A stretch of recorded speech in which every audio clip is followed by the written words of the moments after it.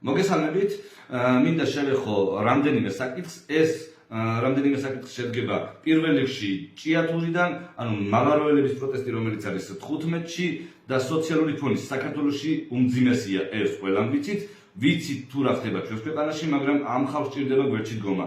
გვერდში დგომა ჭირდება თითოეული ჩვენგანის. ვინაიდან და რადგანაც თუ ჩვენ მათ არ დაუდგებით გვერდში, ისინი არ დაგიდგებათ თქვენ რაიმე რო გაგიჭირდეთ. ამიტომაც ერთიანობას, ერთმანეთის გვერდში დგომას არ აქვს ალტერნატივა.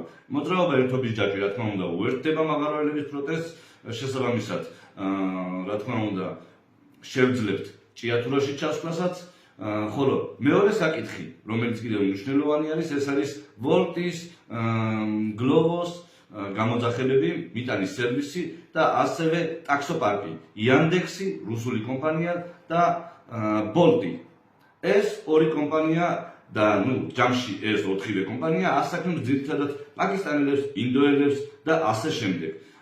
ქართველები კი რა თქმა უნდა შეიზღუდნენ და ჩვენ ვხედავთ დაკარგულ პაკისტანელს ხან სადმე აქვს გზავნილი, ხან სადმე აქვს შეკვეთა, ან გაციებული, ან რაღაცა, ამაზე კიდე საუბარი ზედმეტია.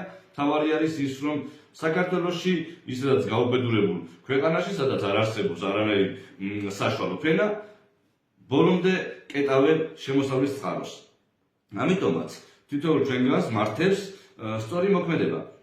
იმ შემთხვევაში, თუ მოიტანს პაკისტანელი, ვთქვათ, კურიერი შეკვეთას, ჩვენ არ ვიღებთ. ეს უნდა მივუთითოთ კონკრეტულ მომენტში, როდესაც ვიღებთ შეკვეთას, რომ მხოლოდ და მხოლოდ ქართველისგან მოწოდებულ გზავნილს მივიღებთ.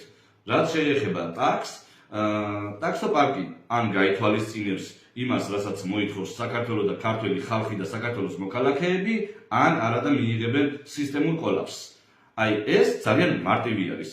შემოვა ათასობით ფეიქ გამოძახება და ირბინეთ მერე წინ დაუკან. ვინც არ ჩაერთვება აი ამ პროტესტში. ამიტომაც რამდენიმე დღე გაქვთ დრო, წინააღმდეგ შემთხვევაში მივმართავთ აი ამ კონკრეტულ ზონებს და სისტემა გაითიშება.